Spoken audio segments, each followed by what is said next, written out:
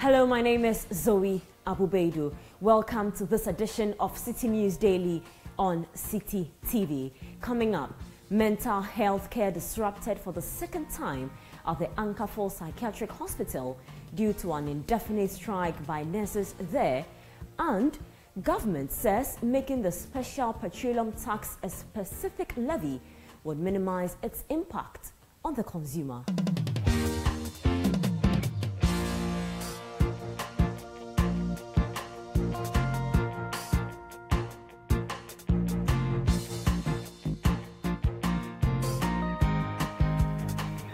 To the details of the stories now. Nurses and physician assistants of the Ankaful Psychiatric Hospital in the Central Region have embarked on an indefinite strike. The strike, which has crippled the delivery of mental health care at the facility, is in protest of the continuous stay in office of the hospital's director, Dr. Eugene Dodoye.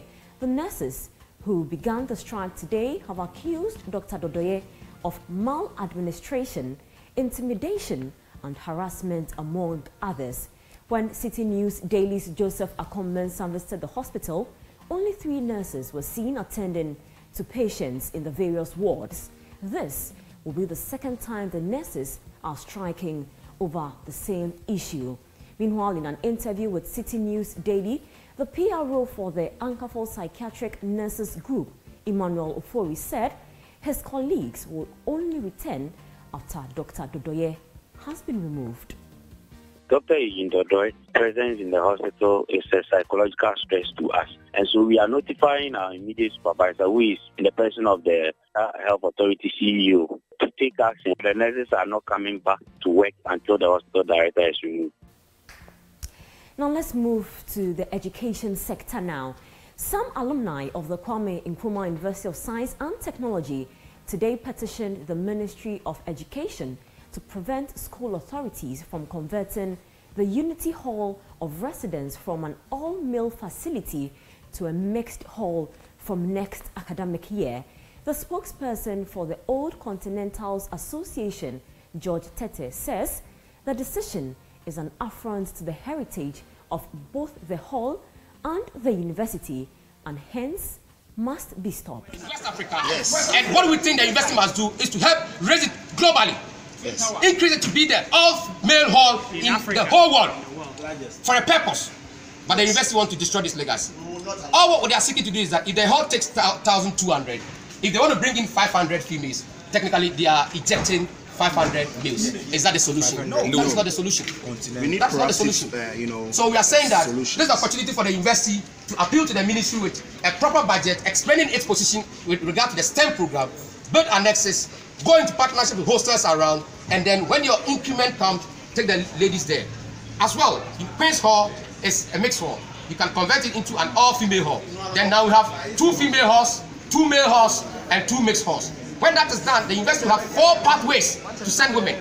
Because the university can send the females to the all-female halls at the same time to the 2 mixed halls. 4 pathways, and leave the 2 all unique male halls standing. Honorable Minister, with these things and a lot in our petition, we humbly pray that our petition will be received in that humble manner, and your esteemed office will look into our matter and resolve it accordingly. Our prayer is that Unity Hall must stand as it is. Thank you very much.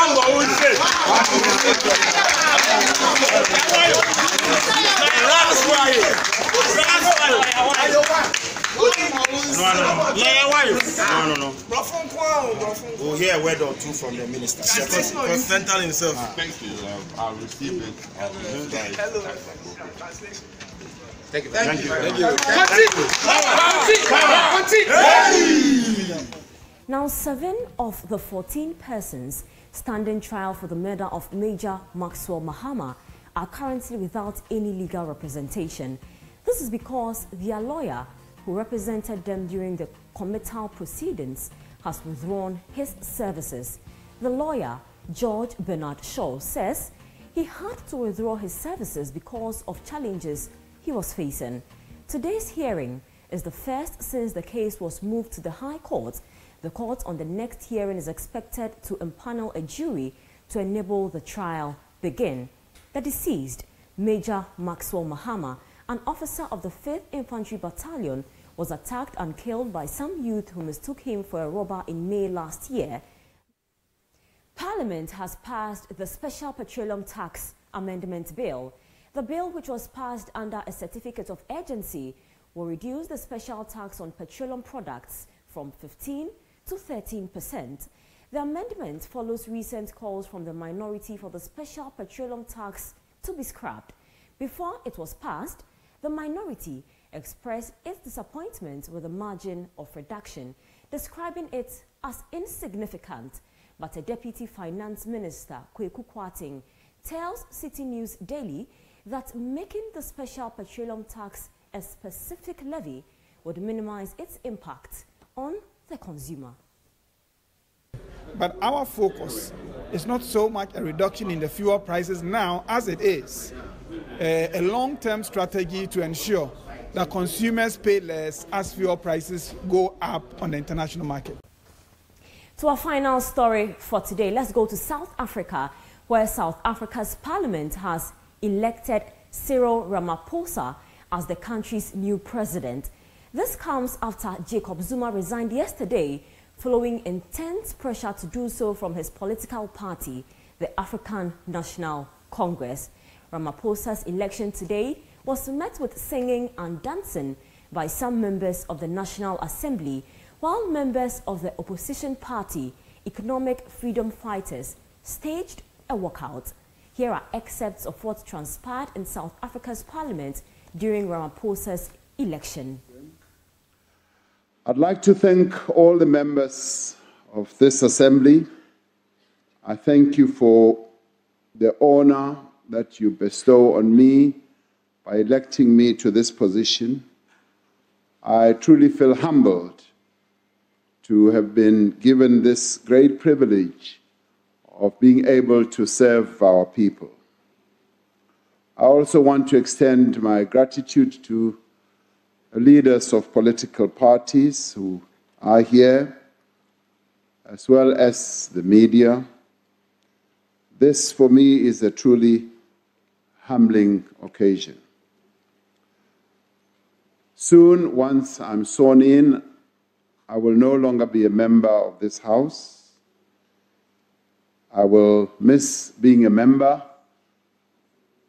but that does not bring this collegiate feeling that I have with all members here, because I will be coming to this House on a regular basis to exercise my accountability as President of the Republic, to answer your questions and to interact with you on a range of matters that affect the lives of our people.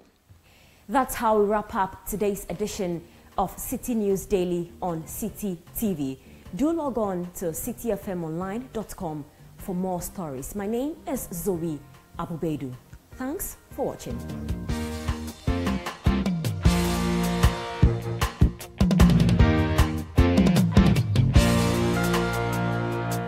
Second Image international admissions in progress. Courses available include hairdressing, beauty therapy and fashion.